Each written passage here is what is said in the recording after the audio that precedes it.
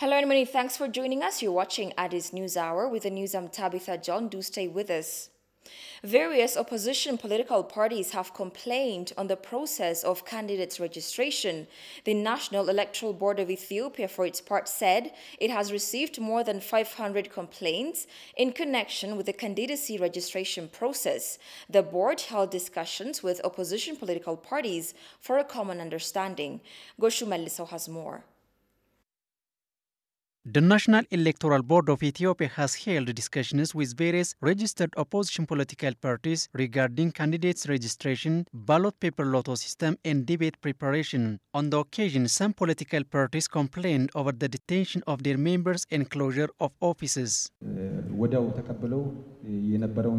In southern Ethiopia, Gamozon Prosperity Party is intimidating our members after they have registered as candidates. Our members are still in threat and pushed to resign from their candidacy. We ask the board to take proactive actions like the previous. There were confusions regarding the rights of civil servants to participate in the elections, and misinformation was spreading, but we have corrected them. There is nothing to stop a government employee from running in the elections. An employee can take a leave from his office and make campaign. Any pressure from the government forcing any political party to leave their job is unacceptable. If we get accurate information on such government structures, we will take serious measures.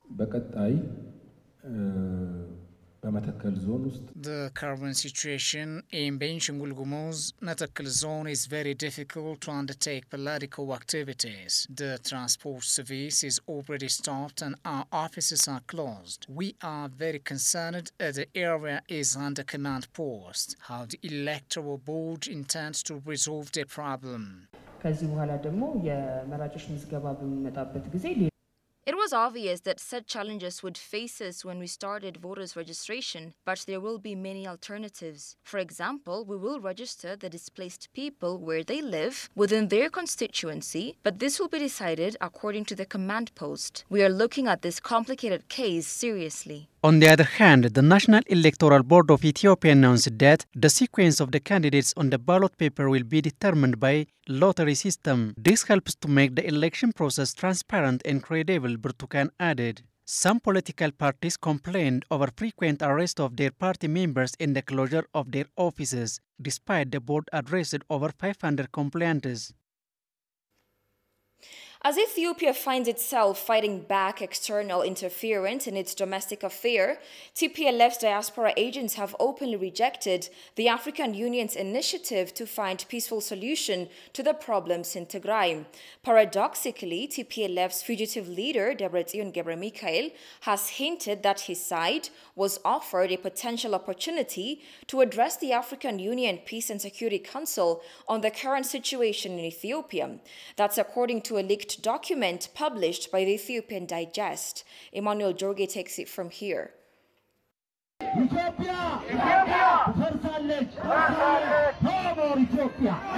Using the camouflage of Association of Tigrayan Diaspora in Europe, TPLF agents lashed out at the African Union, saying behaviors of the past few months have taught them a bitter lesson who this organization is in favor.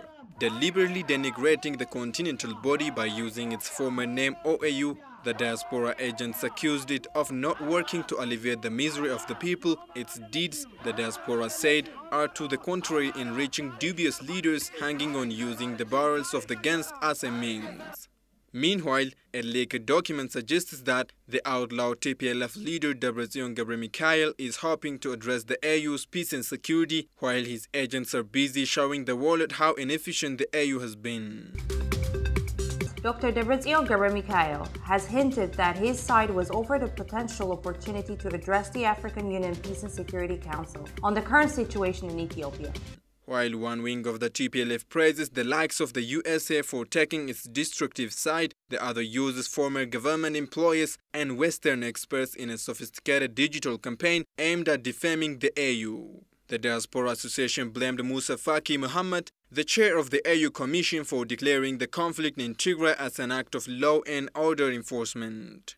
The association said thank you for the AU's initiative to help ease the situation in Tigray, but said no thank you, declaring the continental body as Abiy's ally. The leaked document, however, thanks the AU for allowing it to explain the situation in Tigray. TPLF's operation abroad consists of a machinery of foreign experts and loyalists toiling on behalf of the group responsible for well-documented human rights abuses against the Ethiopian people. Going further, it appears these foreign TPLF members sitting comfortably in London and Dublin are leading the TPLF's external lobbying strategy, thereby ensuring the continuation of the conflict on the ground. The leaked document is further proof that these women and a cohort of other Western experts based abroad are not only on the front line of the TPLF digital campaign, but also the brains behind the movement. The Ethiopian Ministry of Water, Irrigation and Energy confirms that the country will execute the second filling of the Grand Ethiopian Renaissance Dam as per schedule. The minister, Engineer Seleshi Bekele, on the symposium organized to mark the 10th year anniversary of the commencement of the dam, said the filling of the dam will by no means be postponed. Meanwhile, Deputy Prime Minister Demek Mekonnen on the occasion asserted that finalizing the Grand Ethiopian Renaissance Dam is a matter of sovereignty. Emmanuel Jorge tells us more.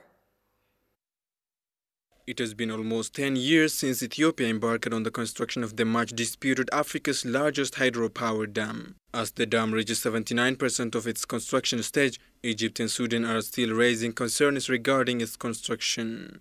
Believing in what it is doing, Ethiopia continues to execute the construction of the dam despite external outcries. In a symposium organized to mark the 10th year anniversary of the commencement of the dam, Minister of Water, Irrigation and Energy Seleshi Bekele confirmed that the country will carry out the second filling of the dam as per its own schedule.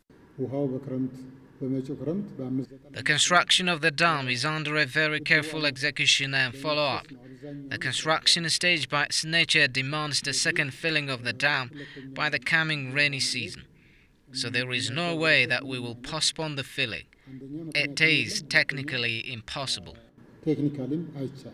Speaking on the occasion, Deputy Prime Minister Demek Mekonnen for his part asserted that completing the dam is a matter of protecting the country's sovereignty.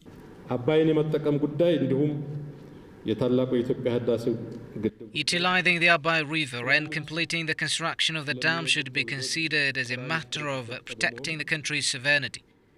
Ethiopia contributes 86% or 77 billion cubic meters of the Nile water, so no earthly power will deny its right to properly utilize its own river water.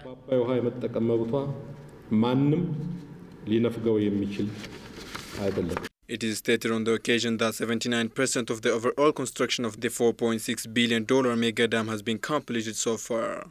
The symposium's objective was to explore the current status of the dam and the ongoing trilateral negotiations between Ethiopia, Egypt and Sudan. The Ethiopian Ministry of Foreign Affairs said it has employed personnel to investigate the deaths of Ethiopian migrants in one of the detention centers in Yemen's capital, Sana'a. Kazahun Chani reports.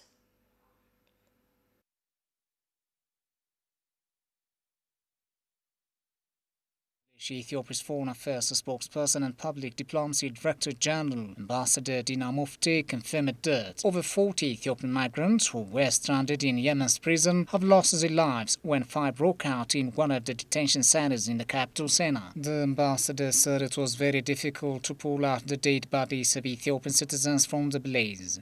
There was an explosion. There was in the prison in Yemen, where Ethiopian nationals had been affected.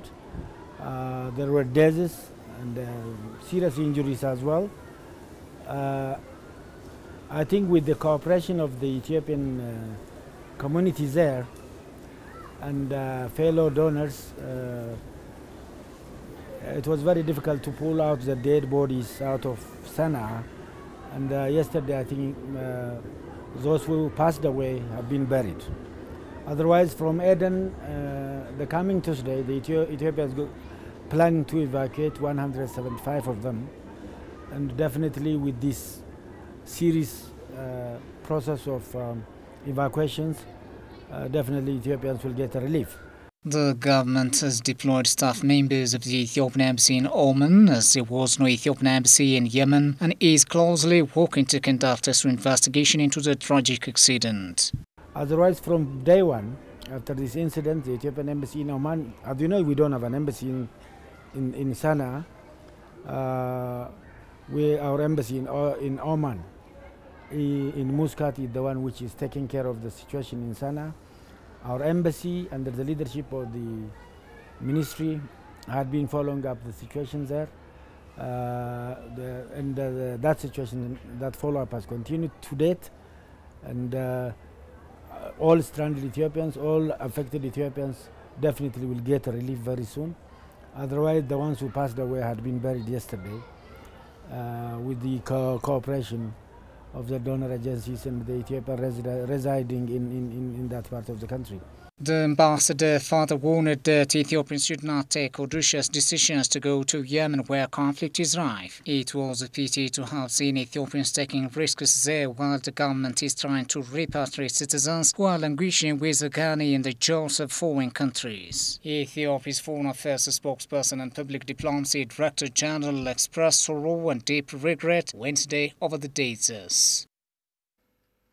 President Sahle-Work Zewde today attended the launching of the 50 Million African Women Speak networking platform project. Senior officials from the Ethiopian government and the Common Market for Eastern and Southern Africa COMESA member states attended the launching event held virtually. The project aims to facilitate a dynamic and engaging exchange of ideas among women entrepreneurs using inbuilt social media functionality to connect them with one another. It fosters peer-to-peer learning, mentoring, and information and knowledge sharing within communities, and access to financial services and market opportunities between urban and rural areas and across borders and between countries.